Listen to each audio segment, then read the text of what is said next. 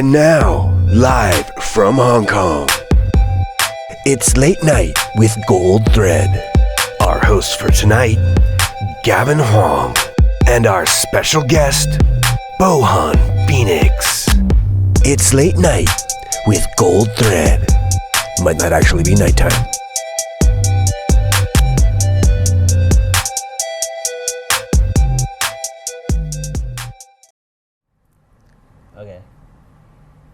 Okay.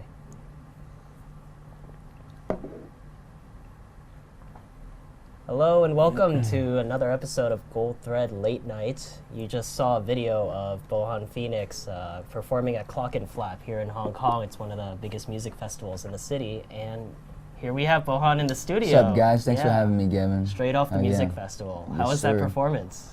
It was a great time. It was. I mean, I've been kind of looking at Clock and Flap for a few years now, and having been able to play it was super fun. Super fun. Yeah. The crowd looked like it was really riled up. Yeah, it was a good crowd. Honestly, man, like every show is a learning experience. I wish I had my band this time. In hindsight. And when you say band, what do you mean? Like I wish I had my drummer, guitarist, keyboardist, or horns. You know, just really. Yeah. Next time though.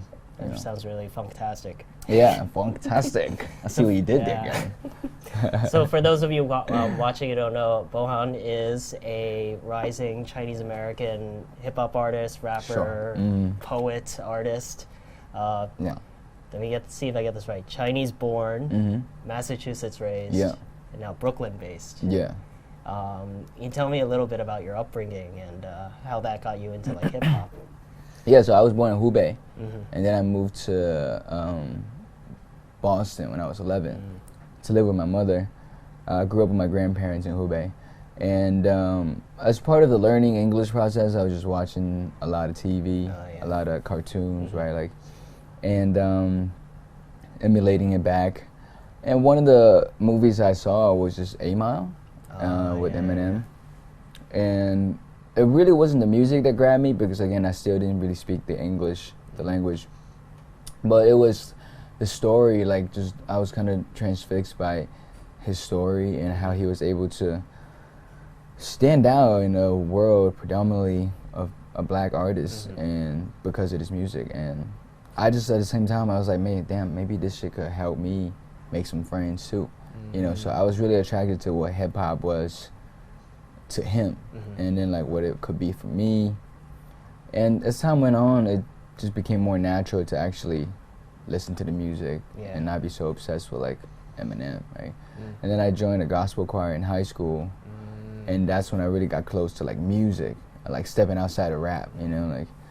And yeah, after high school, I was like, I'm kind of want to give it a shot. So.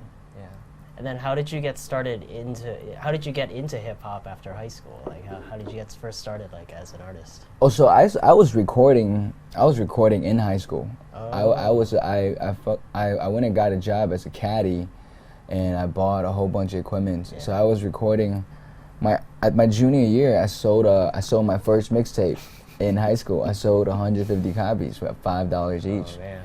I just manipulated people. Like, what are you talking about? Like, and people bought it. And it's just like kids on the street. Yeah, and like my first time rapping on stage. No, not kids in my school. In my school, like literally in the hallways. Because I was rapping. My first time rapping on stage was in the gospel choir. My gospel director was like, "You're not that, you know, your pipes are not that good, but I hear you like to rap. You know, like if you like write a verse about God or about like, you know, love and like perform it, like we'll have the band back you." And that really gave me the confidence I needed to go to New York and do the open mics, do amateur nights at the Apollo, do you know, just shows. Without that initial confidence at the gospel choir, I wouldn't have been able to do that, I don't think. Yeah. So, and then, once I got to New York, you know, just downloaded a bunch of instrumentals, rapping on like Dead President beats, like J. Cole beats. And it wasn't until maybe sophomore or junior year when I met my friend and producer, Jackery, and he started putting me onto just like making music, you know, instead of just being like a rapper. Yeah. Is that where you got the name? Is that when you started using the name Bohan Phoenix, or was that a lot later? I remember changing my name to Bohan Phoenix, my stage name to Bohan Phoenix, 2012. That was like the halfway point of 10 years in China, 10 years in the States. And I was like, okay, like my life in Hubei was so different from the States. It's almost like I got like a second life, like a rebirth, you know. So Bohan being my real name, Phoenix, or Bohan Phoenix. So it's like sort of like you're rising again because you went from being in China to like being in America. Yeah, and then like the more obvious is just like the whole music journey that starts to, you know. Yeah. Do you feel like you're rising again in this point in your career where you're like getting really big in China and sort of performing a lot here and coming back here a lot? Yeah, I think it's not. I wouldn't really say it like it's rising, but more just kind of reconnecting with the side I've always neglected growing up in the States. You know, like I didn't think I was gonna come back to Asia and really do my thing out here. You know, like I really like New York, especially the States. But I realized it was time to really participate and like add my voice out here, because I do have a different perspective than what's a lot of mainland artists do, just growing up mainland. And it was hip hop starting to look so one-sided in mainland. I was like, I got to kind of like inject a little bit of what I know, you know. When you say like one-sided in the mainland, what do you mean by that? Well, I think everything starts with imitation, like us, you know, learning to walk, learning to talk. Right now, because it got blew up by the TV show Rap of China, right? Hip hop blew up, and the TV show kind of dictated what like hip hop is to the mass audience who never really got to know hip hop. And right now, hip hop in China is at the emulation stage where it's like looking at the West. It's like, oh, what's working? What's like popping? Like the hairstyle, the tattoos, right? Like all of that. Maybe like the dreads. Yeah, the dreads and all that. And it's like without proper context, and that's okay. Like, you know, as long as the intention is good behind it, you know, like. But without the proper context, I just wanted to bring in some different perspective than like 1, 2, 3, water, turn up, like EDM, like type shit. I mean, I love that too, but it's got to be more, you know, it's got to have other than just that. Yeah. You have like this one track, and when I was watching the performance, I was really blown away by the overseas track. Oh, okay. Because it's like really personal, right? Yeah. A lot of the lyrics are drawn from your childhood, right? And yeah. From like growing up in the U.S. and yeah. Could you talk a bit about like how that track came to be and how you put yourself out there like that? So like Ryan Hemsworth, he's like a producer in Canada, Toronto. He's been coming to Asia for a while now. And he reached out to make some music, and he sent over a beat, and that was rivalry on the Jala tour. Yeah. It was my first time really, you know, coming back to China and like doing like a full tour. We did like 3 months of dates, and yeah, it was just, the beat just felt so good, and I had this concept of wanting to make, you know, something about overseas. I wanted to make something a little catchy, but also it also has like a layer of, like a foundation of substance under it. And that kind of just came really naturally. Like, I just started writing, like, because I was born overseas. All right, well, then what happened? Then my mama told me overseas. Like, then I'm at home overseas. Okay, you know, it's like, it just kind of came really quick. I think we wrote the whole song. I wrote the whole song in like 30 minutes. Oh. Yeah. Because honestly, when it's your own story, and you're not trying to impress anyone, you're just like, you're literally just writing it down, you know, like. But the best part about that song is, someone just commented today actually on my social media, but a lot of people resonate with that song, even though the story is the details are so uniquely to me, but the whole idea of like a diaspora, like overseas, you know, like family, like whether it's your overseas or your family's, like it's pretty like common nowadays, so. People really resonate with that. And that's why you're like calling yourself Mr. Overseas. Yeah, you know, just trying like to be Mr. cheeky. Worldwide. Yeah, cheeky. Like, yeah. It's nice, and also in the music video is really cool. You're playing the piano, and then suddenly it just like bursts on fire. Yeah, that was really nice. Yeah, the homies from Shanghai, 18 Uppercut, they directed that. And when they hit me with like this one shot idea, I was like, nah, man, it's not gonna work, you know? You're doing it in one take, actually? It was one take. It was one There's take. no stopping. No stopping. We burned 3 pianos. we had... There are actual pianos on fire. Actual pianos on fire. They were broken pianos, but still actual You're pianos. playing a broken piano, actually. Yeah, like the secret's out. there was no sounds. But I don't play the keys.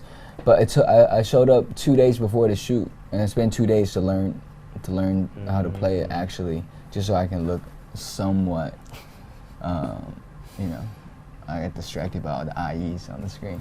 Oh, but, yeah, we want to talk about like, well, why that. Yeah. What's with that? She was just like somewhere in the video, IEs, like you got the like IEs. this. So I grew up with my grandparents, and my grandmother went to, you know, Guangchang and do like the, you know, dances with all the other ladies. So that's part of that, like bringing that into this element.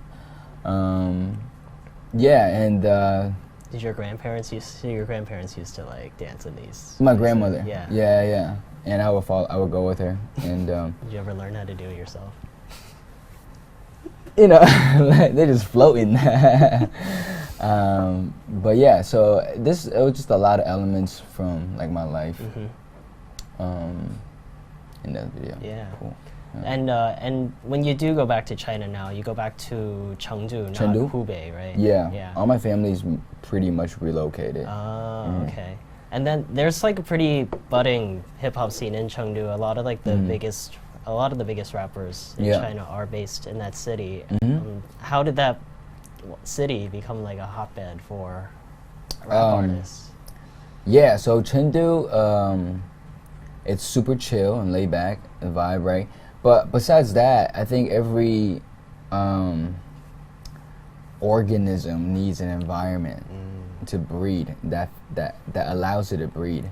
And in a city like Hong Kong and Shanghai, where it's so expensive, it's hard to be a struggling artist and not have a job, right? Like out here, if you're like aspiring singer or songwriter, you probably work in a day job too, you know? Yeah. Those are expensive cities. It's right? crazy. Yeah. It's crazy. And, you know, Chengdu, a 2-bedroom in like the center of town, maybe like 3,000 Hong Kong dollars, like a 2-bedroom, you know, brand new building. That's really cheap. So you can really just, and that's a 2-bedroom, you know, if you get your own place, it's cheaper than that. So the point is, like, Chengdu is the cost of living is so low, you can really just do your, practice your craft, do a show or two a month, and pay rent and just get by. Yeah. Yeah, and like, you know, like, knowing hiring them when I was managing them, they were very living in humble conditions, you know. Oh yeah, they got like bunk beds. Yeah, and, like, they're like exactly. Like they were all four of them were living. living in the same place. Well, Mello was living with his girlfriend at the time, but yeah. I mean, you know, I think it takes that mentality, like, to really thrive, to have all that. Yeah. Yeah. But there is, I guess, like a hip hop scene here, and at Clock and Flap, you were performing with Young Queens. Yes. And how did you end up meeting him? What's your relationship with him? Shout out Young Queens and Doughboy for holding the scene down. I met Young Queens last year on tour when I was in Hong Kong, when Triple X was still open. Did a show there. He came by. I knew about him before, just by being in Asia, and yeah, you know, him and Doughboy both told me, it's like, man, it's really tough in Hong Kong. Like, the scene is it's brutally hard out here. Yeah. And I guess, like, but also there are a lot of artists from Hong Kong, at least in pop. They like go to the mainland, try to sell themselves to the mainland. Yeah. But it's like, it's harder with hip hop, right? If you're from like Hong Kong to like try to sell yourself to the mainland, it's like language barriers. I mean, also just so much happening in the mainland already, you know, like, and it's like you said, like, I remember growing up in China, all I ever saw was Hong Kong movies, Hong Kong like pop stars, Liu Dehua, like, you know, all this Hong Kong influence. But now it seems to have kind of like a reversal, you know. But again, I just think that hip hop is such a survival, you know, like thing. Like, I mean, this music is such a survival thing, and like if you can't really get by, like you don't have the time and energy to make any songs, you know. So yeah.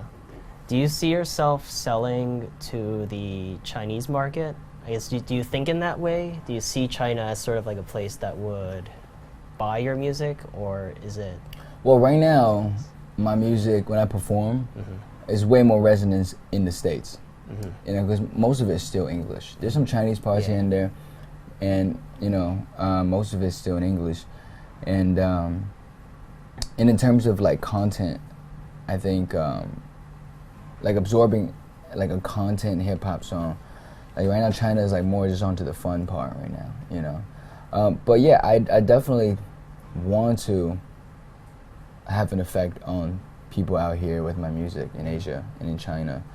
But thinking about it too, like directly, like oh man, I want to get a lot of fans in China. It just starts making like it forces me to start writing a lot of Chinese stuff that comes out forced, you know, like.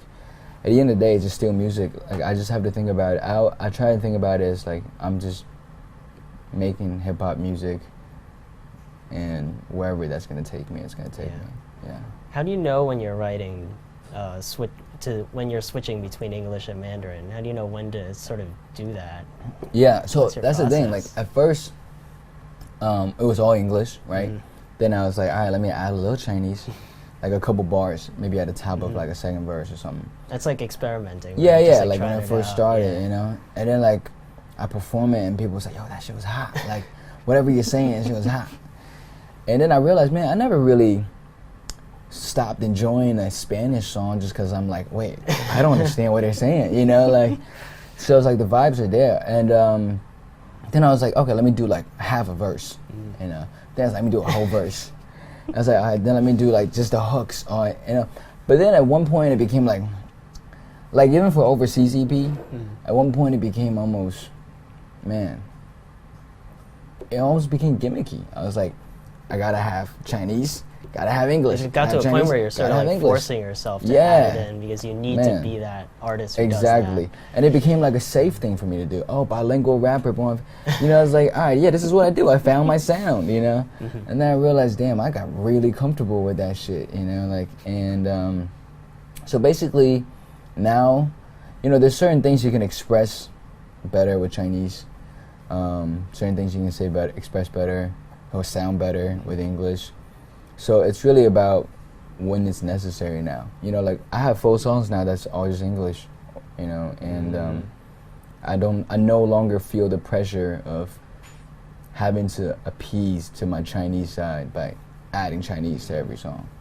I realized I was getting too like exotic with it. I was exoticizing myself, you know, because before, like, you want blogs to write about you, and they don't when you just do music. But bilingual, they got something to write about. You know, you become like a study case. And I realized, damn, like, I should go back to just making fucking music. Yeah. You know, like, so. Those 4 English songs, what are they about? You mean like full English? I'm saying full English songs. Full English. Full English songs. Full English songs. Yeah. Oh man. So because sometimes, you know, just to touch on that, like why full English? Sometimes I'll be breaking like down a concept, and then halfway through it, I gotta switch it to Chinese. You know, so I can't actually convey a whole message, you know, thoroughly. I guess there are like certain things you can't express in one language. Well, yeah. Or like you feel like you can say a lot more in one language than the other. Or it's like, or otherwise, it's only people like you and like people like in Singapore who can understand like the full song back, you know, and I think sometimes it's nice to be able to convey like a full thing, you know. But the cats who were really into like the Chinese parts when they were jumping up and down, were they Chinese Americans or Chinese people who were like really digging that when you were first starting that? Doing that. So a lot of foreigners, they see me rapping in English and they're like, yeah, that's cool. And then I start breaking it down in Chinese. They're like, oh, okay, see, okay, yeah, that's nice. You know what I mean? And that's what you get in China. I'm glad China, he's not like, right? You know, just, yeah, huh? You mean like that's the reaction you get in China? Anywhere. Like the other day in like Clock and Flap too. You know, I'd be peeping like, you know, I'm just rapping in English, and this guy's like, you know, like it's Chinese though. You know, and then I kick a little Chinese. He goes, oh, okay, all right. You know, for Chinese audience in mainland, more generally, they vibe with the English part, you know, they're vibing with it, but they definitely do get more excited hearing the Chinese parts. Yeah. But then if I start thinking about it too much, I just start writing way too much Chinese, you know, like, and I have to think about what it is that I like to do. You know, right, so. Yeah. So your music, do you see it getting more popular in China? I do. I believe that audiences get smarter. A lot of the hip-hop fans came from, you know, watching that TV show. It's like the Show Me the Money show in Korea. Where it's like, where they're like sort of imitating. Yeah, and it's contesting. It's like we're a bunch of rappers and we're all wearing their logo and we're just like, you know, we go through rounds of like trying to like elimination and so that was 2017. Last year was the first season. And it blew up. Everybody's interested. The first episode had like 260 million viewers. The first episode, you know what I mean? That's America population right there, right? And then,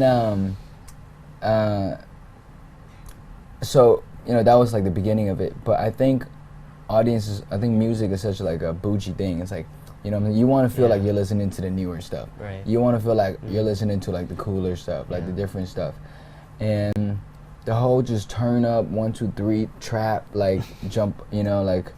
It gets old quickly. It's starting to get old, and I'm starting to notice that in the audience, like that, you know, whereas last year, if you see so and so's show, everybody's jumping when they tell them to jump. You know, now this year, like you see the footage, they're like, there's still the front rows are there to jump, but like everyone else are kind of like, all right, I've done this like too many times, you know, like, and I think people just want to listen now to like good stuff, you know.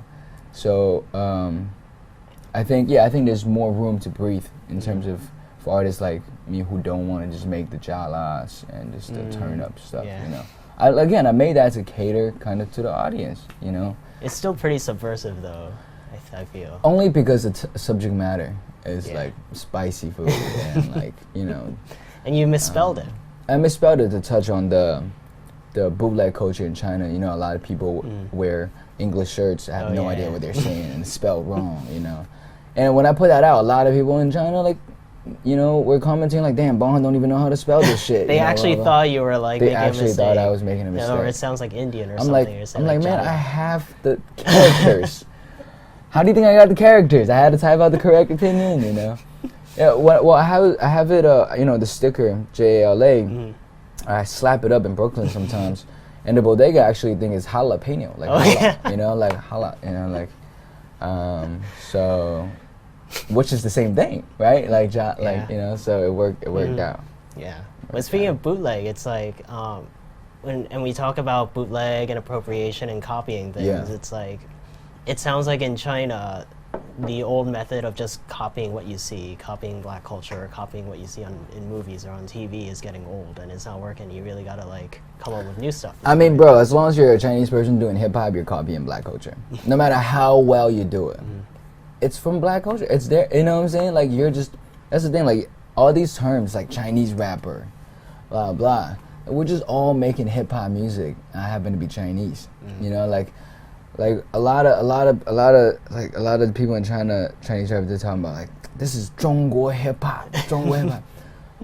No, this is 中文 hip hop. You know what I mean? Like it's Chinese, but hip hop itself is not, would never be of China. You know, I might get some shit for saying this, but like that's just how I feel. You know, it's like we're participating. Like, what is black Shaolin? Like, there's no African Shaolin martial arts. You know what I mean? They're just black people participating in Shaolin, in martial arts, you know, like, and appropriation is such a misleading term. I think, like I said, like it's all about intentions, you know. If we say like I'm appropriating black culture, you know, again, like people can say whatever they want, right? Like, but then we have to talk about Wu-Tang appropriating Asian culture way back in the 90s. They're like the damn near the first Asian rappers, you know what I'm saying? Like, 36 chamber, all that samples, and I love all of that. And it didn't make me feel like, listening to that growing up, it did not make me feel like, man, Wu-Tang's appropriating my culture, where's the shout out, I'm more like, damn, I'm glad they can appreciate like what we're doing, I'm glad they admire it so much that they put it into their life's work, Like culture exchange has happened since Silk Road, so I think it's everything behind the intentions of it. If I'm making hip hop music because I'm trying to be black, then obviously it's like that's not cool, bro.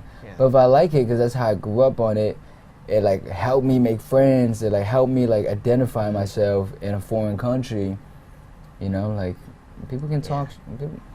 In the new song with Delph, it's like somebody run their mouth. They just talking. They just talking. Yeah, so it like goes back to like your childhood story about growing up with the 8 Mile and like learning how to make friends. Yeah. I was part of that. Watching that, yeah. All right. Well, thanks for Hey, joining Gavin, us. thanks for having me. Hell yeah. Yeah, and thank It's you been for fun. watching Goldthread Late Night. Tune in next Goldthread. week, and thanks for watching. Have a good one.